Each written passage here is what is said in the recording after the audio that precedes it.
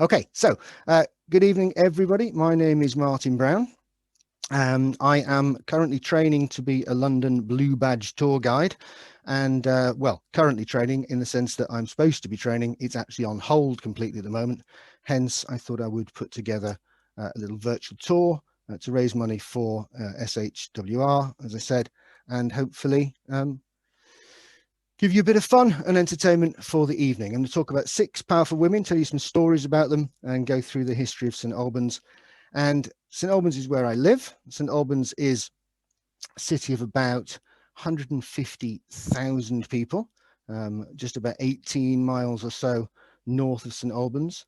And under normal circumstances, a very good train connection, which is why I can be a London Blue Badge guide, hopefully in the future. Now, if we talk about St Albans, you can't not start with the Romans. It's the only place to start. It is Roman Verulamium. We have Roman walls, Roman theatre, Roman villa with its hypercaust. We have the Roman Museum, which is superb. So we have to talk about the Romans. Now, it's AD 43 when the Romans first come over to the UK. So nearly 2,000 years ago. By AD 50, St Albans Verulamium is the 3rd most important city in Roman Britain, after Colchester, Camalodunum, which is the capital of Roman Britain at the time, Londinium, obviously, and where we are and where we're interested in, Verulamium. And it's because Verulamium is the 3rd most important city in Roman Britain that our first strong and powerful woman decides that it is, when she turns violent, that it is a place to turn to. She was very tall, this woman, the glance of her eye most fierce, her voice was harsh, a great mass of the reddest hair fell down to her hips, her appearance was terrifying. So says Cassius Dio, obviously about, well, I grew up calling her Boudica, but Boudica is what we call her. Cassius Dio is a Roman historian. He's writing about 130 AD, give or take. So it's about 60, 70 years after the events that we're going to talk about. Now, this is Boudica and her balmy army. And because Boudica did go to war, and very violently so. Why was that? Well, she was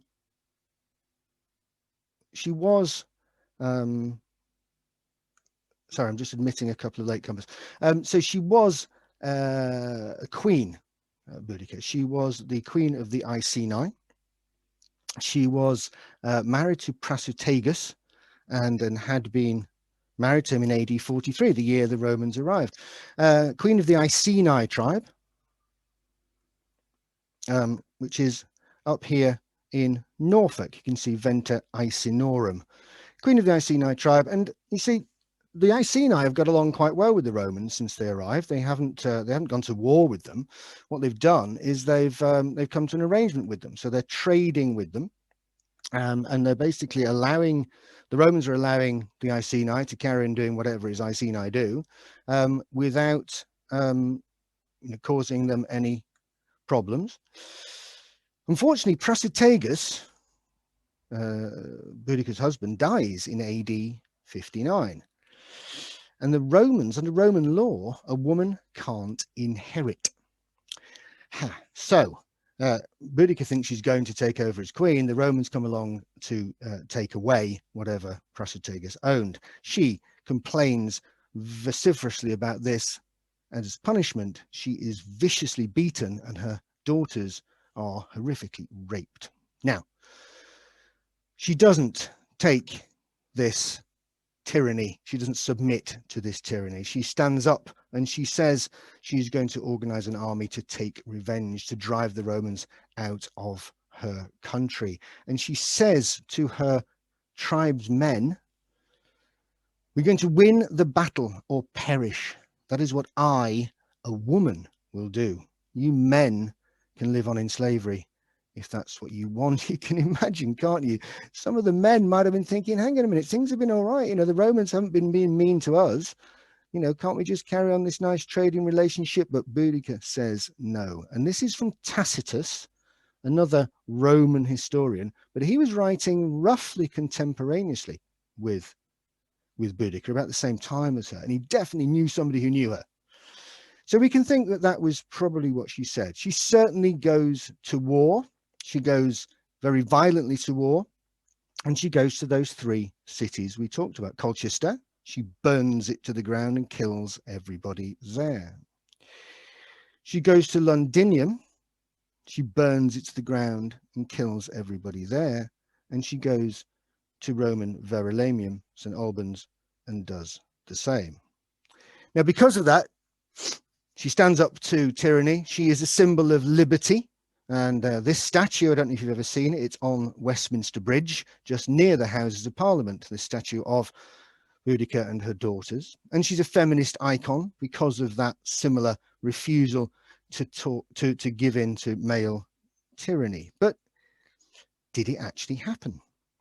You see, there was a theory that this was perhaps, you know, we're talking about two Roman historians, that it was really Roman propaganda, perhaps against the administration in power at the time, or to show that the Britons were weak because they had a woman in charge. Maybe that was the story, but we know something that tells us it happened, because archaeologists talk about something called the Boudica layer. When they excavate and they go down to a layer which is contemporary with AD 61, they find this meter-thick layer of burnt rubble and ash, evidence of that burning of the cities that took place. Now, archaeology tells us something else as well. This is the Bloomberg building. It's in the City of London. And when it was being excavated for building, they found these hundreds of these tablets, wooden tablets with the oldest writing in the UK, Roman writing. And one of them, dated 21st of October, AD 62, tells us about trading that was already going on, the supply of goods from Roman London up Watling Street to Verulamium. This building has been built specifically with this line preserved in it. It is the line of that road, Roman Watling Street, the road that you would travel up in Roman times to Roman Verulamium. This arrow straight road here goes around a little hill and then carries on arrow straight all the way into St Albans. It goes into what we now call Verulamium Park, and it ends up at what we call the London Gate. And this is where you would have arrived if you'd come up from Roman London to Roman Verulamium. You can see the shape of the battlement still here. You can see a narrow passage for pedestrians, a wider one for carriages, another one for carriages, and another one for pedestrians. That's what's still there today. But they weren't there when Boudica attacked, because it's because of those sorts of attacks that the walls went up, and that's part of her legacy. So our first strong and powerful woman connected to St Albans. We're going to move up through the park now. We're going to go across the river Ver, hence Verulamium, and we're going to travel up the hill. We're going to see the 1360s built gatehouse of the abbey, but also the jewel in the crown, which is the Cathedral and Abbey Church of St Albans. Here it is. Now, this tower here is the oldest cathedral tower in the country. It's from 1077, so nearly 1,000 years old. It's typically Norman. It has what are typical Norman rounded arches. It's always a clue if you see something. Everything after that Norman period is pointed arches, but those rounded arches are a clue. It's pretty spectacular to think that that's what we have in the middle of St Albans, the oldest cathedral tower. It's a pretty spectacular building. This is the west end, the front entrance, if you like. But it didn't always look like this. You see, until 1888, it used to look like this. These kind of upside down ice cream cones were added in the 19th century by a gentleman called George Gilbert Scott. It's what's called improvement.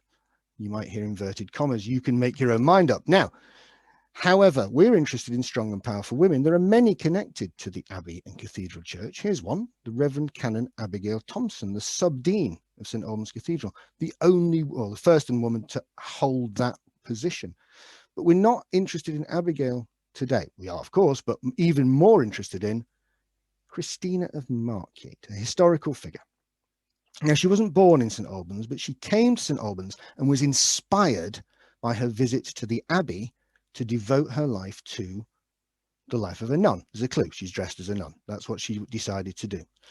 Now, Christina, she was inspired in that way, but that didn't go down particularly well with her family. Whatever you think about the choice of devoting yourself to religious contemplation, for Christina, her family, it was a terrible thing because the family were Anglo-Saxon. Now, I have to remember what I said about the cathedral tower. It's a Norman tower. The Normans have conquered Britain, 1066. They've come in and taken over. They are the big kahunas, the gangsters in town.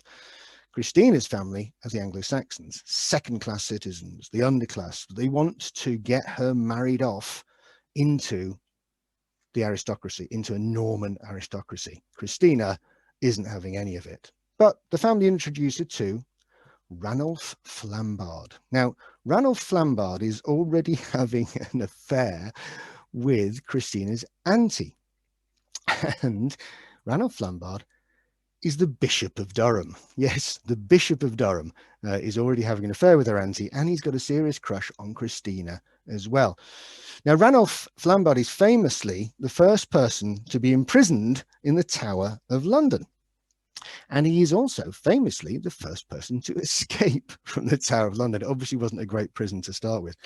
What happened was he called for several barrels of wine to be delivered to his jailers, got them absolutely steaming drunk, and when they fell asleep, produced a rope which he'd hidden in one of the barrels and used it to abseil down, this is not an original historical source, to abseil down the side of the tower to escape. Now, all this fun is in the future for Ranulph. At this time we're interested in, he's got this desire to form a relationship with Christina. And so she's a wily and intelligent lady with an absolute iron determination not to become some man's plaything. So they're in the bedroom and Ranulph says, come on, Christina, what about it? She says, okay, my lord, why don't you take your seat over there on the bed? I'll go and lock the door so we have some privacy. And she goes and locks the door from the outside and locks the randy old bishop inside the bedchamber. Now, Ranulph doesn't take this lying down, if you see what I mean. He enforces a marriage on Christina. He forces her to marry a noble of his choice, a Norman noble, Beated. But Christina's not having any of it. So on the first wedding night, she hides. She actually hides behind a tapestry from Beated. I know it's starting to sound a bit like Carry On, Christina.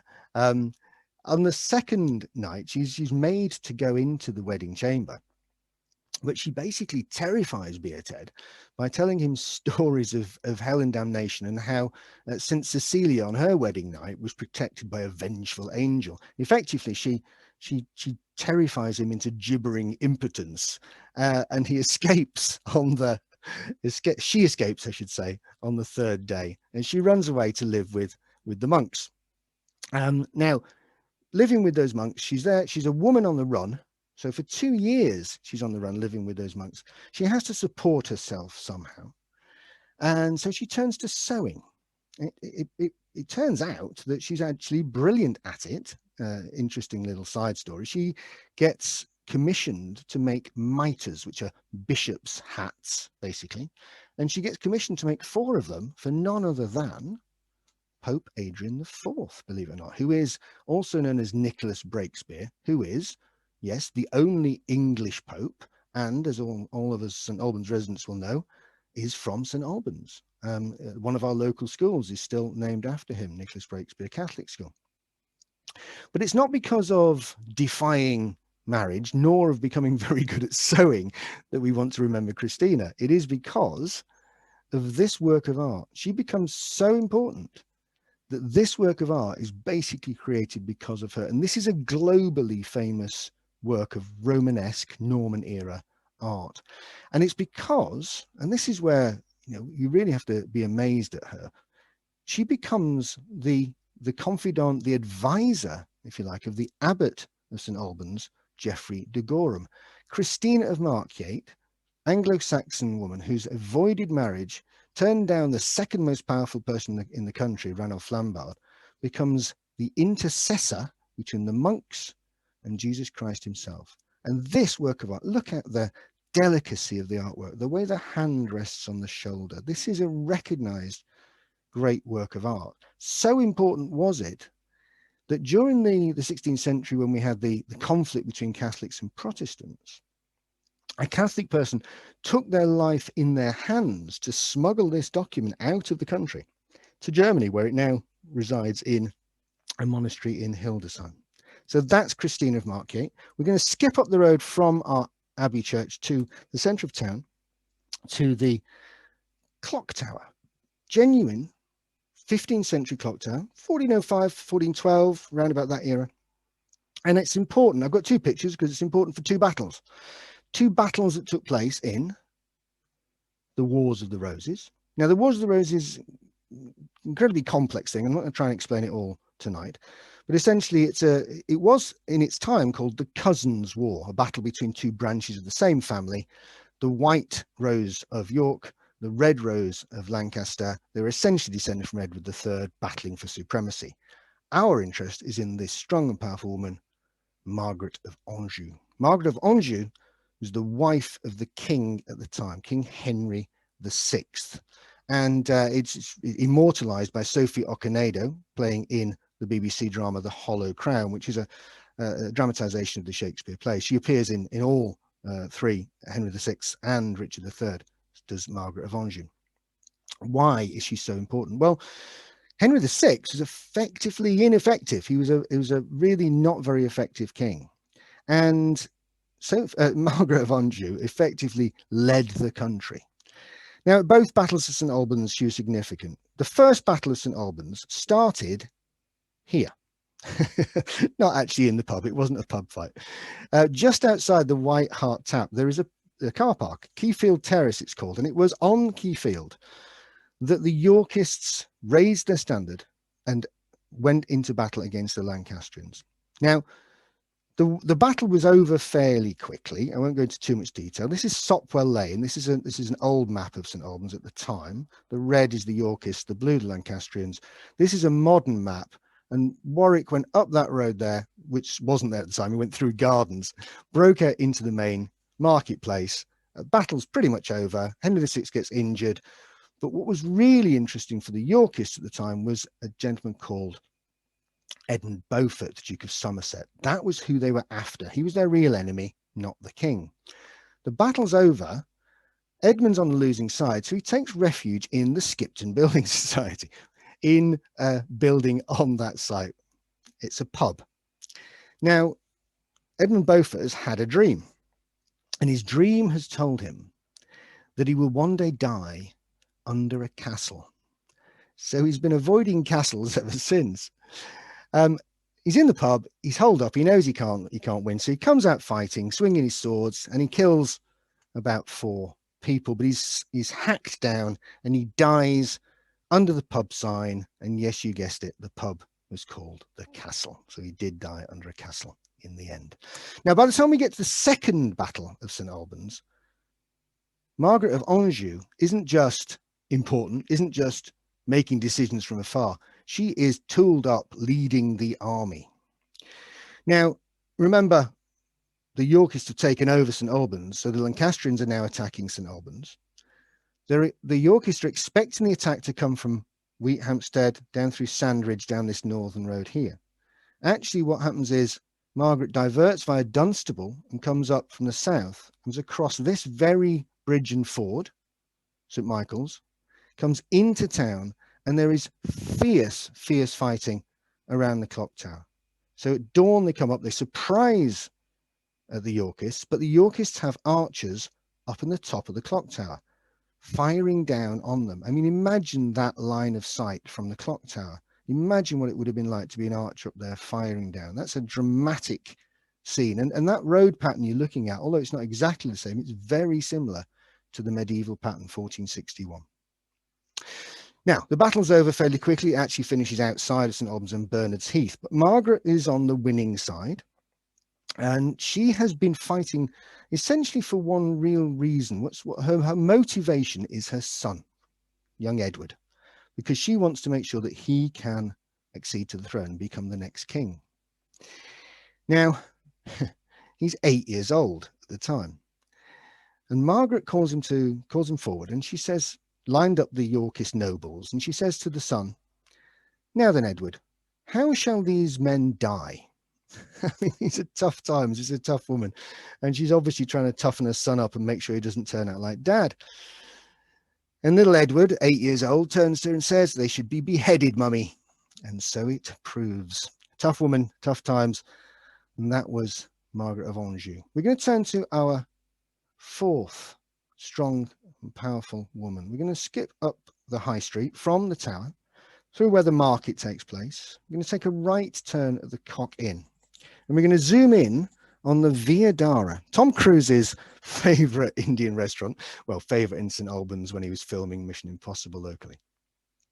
But we're interested in these buildings here. These are the Marlborough Arms Houses.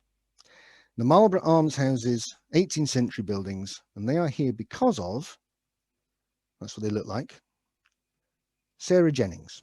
Sarah Jennings, our next strong and powerful woman from St Albans. She was born in St Albans. This is Holywell House. It's on Holywell Hill, 1660 when she's born. She's better known as Sarah Churchill. She's even better known as the Duchess of Marlborough, as well as the Princess of Mindelheim and the Countess of Nellenberg. She is possibly our most famous resident in some ways, because you can't go far in St Albans without finding a road or something named after her. You've got the Marlborough Science Academy, Spencer Place, Churchill Road, etc. So that's an indication of how important she was. Now, her father had done a favour for Charles II. He basically was on his side during the Civil War, and when he comes to the restoration of power, Charles II comes back to the monarchy. He owes Sarah's father, but he can't afford to pay her back all these debts. So one of the ways to pay back debts was to introduce people to the court. You get introduced to the court, you get contacts, you get preferment. It's like getting invited to the best club going. And so Sarah Churchill is invited to become part of the court, Charles II. Quite young. She's only 12 at the time. And it's here that she makes the most of that introduction. It's here that she makes the most of those contacts and that preferment to become not just the most powerful woman in the country, so not just the most powerful woman, I should say, but arguably the most powerful person in the country, because she is the favourite of Queen Anne. Now, you may have heard of the film or the book on which the film is based, The Favourite. Sarah Churchill, as played by Rachel Weisz, is that favourite of the title. And what's happened is that they met when they were very young. They met when Queen Anne, this is Queen Anne here, a very young age. Queen Anne was 8 when they met, and Sarah Churchill was 12. And that kind of older sister relationship existed throughout their life together. Sarah effectively dominated Queen Anne for a lot of their relationship. Now, Queen Anne, as memorably played by Olivia Colman in the film, Queen Anne suffered from a huge range of ailments, both physical and psychological. Apparently, she was cripplingly shy. She suffered from gout from quite a young age.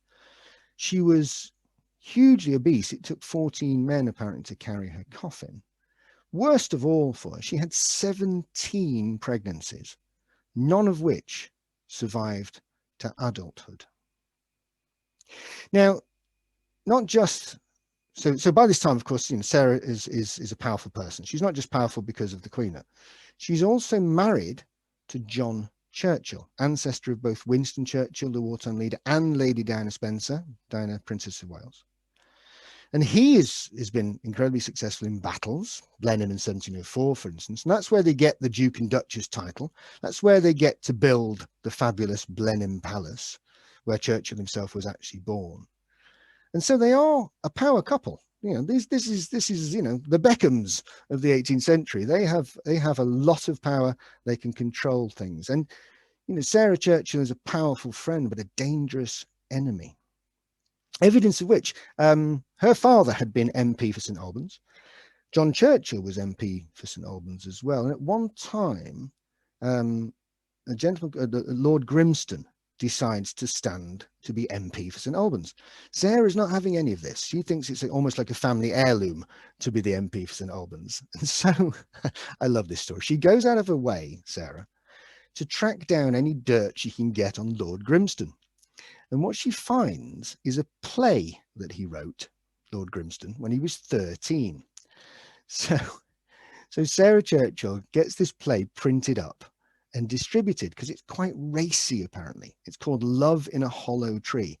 And, you know, it's written by a 13-year-old boy. So you can imagine it's the sort of thing 13-year-old boys are interested in. It's not to his credit, put it that way. Lord Grimston goes out of his way and buys them all up. But Sarah goes and gets it printed secretly again and distributes it to all the residents of St Albans to make sure that he doesn't get to be an MP. He didn't want to mess with Sarah Churchill. Now, if you've seen the film, you'll know, I won't spoil it for you, but essentially it doesn't go well for our heroine, as played by Rachel Weisz. And she is supplanted by Abigail, as played by Emma Stone, Abigail Hill or Masham. Now, Sarah kind of fights back. She tries to discredit her successor, and she makes sure that this poem is published. Oh, Abigail, that was her name. She starched and stitched full well, basically saying she's just a servant. But how she pierced this royal heart, no mortal man can tell. How did she get popular with the Queen? Her secretary, she was not, because she couldn't write, but had the conduct and the care of some dark deeds at night. Now, it's basically Sarah Churchill who starts this vicious rumour about a lesbian affair between Abigail and the Queen. You didn't want to mess with Sarah Churchill. She was famously bad-tempered.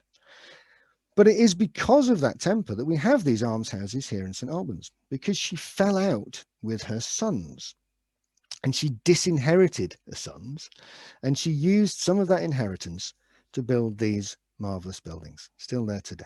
Now, our fifth strong, powerful and interesting woman, we're going to leave the Duchess of Marlborough behind, skip down the High Street to Torrington Hall. And this is the most famous 19th century scientist that I'd never heard of until I started researching it. This is Torrington Hall today. It is the location of Holywell House, which is where it was before, but that's what it looks like now. And Eleanor Ann Ormerod lived here. She has a brown plaque outside from the Hertfordshire Natural History Society. That's what those letters stand for. And she's a 19th century scientist. I'd never heard of her because she is actually one of the, possibly the most famous agricultural entomologist ever. In her time, she was feted. She was absolutely celebrated. And I'd never heard of her because this is the story of 19th century female scientists. It's marginalization. It's a common story. I'm going to tell you a similar story about somebody who's connected to Eleanor, a lady from London. Her name is Ada Lovelace. It's a similar story of marginalization. She was brought up learning science and maths and became a pioneer of computing. She worked alongside Charles Babbage. But Babbage was known as the father of computing forever. Ada Lovelace was only really recently given the credit for what she did, which was actually to write what's considered to be the first computer algorithm. And she lived here in St James's Square in London. She has this blue plaque, which is great. Eleanor doesn't. And she was apparently a bit of a Dr. Dolittle figure. She could imitate bird calls and animal noises, and apparently they used to flock to her. She was absolutely obsessed with the natural world, animals and insects and all that kind of thing. She loved science, and that was what she was passionate about. We go back to Christina of Markyate. You know, the family want to marry her off. She's not going to have it. Well, Eleanor was the same. She was absolutely determined to not have her life controlled by becoming a man's possession. She absolutely dug her heels in with an iron will and said, no, I'm not getting married.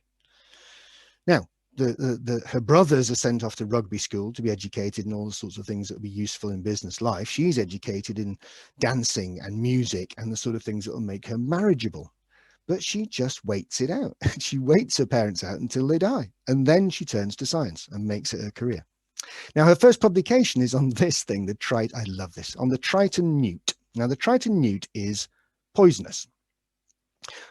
At the time, people weren't quite sure how or why or how it worked. So Eleanor comes up with a a special scientific experiment. She invents this experiment all on her own to find out how poisonous it is, and she basically stuffs the newt into her mouth. So about 2 days later, when she's recovered from the convulsions, the foaming at the mouth, the temporary blindness brought on by the significant headaches caused by this poisonous newt, she then writes it up as a scientific paper and publishes it. Now she becomes known as the protectress of British agriculture. She is that important. And the work that she does on controlling the turnip fly, I bet you didn't expect her the turnip fly tonight. Controlling the turnip fly is why she becomes so famous. She is consulted across the world, Moscow and France and South Africa and America. People ask her opinion on controlling pests because of the work she does.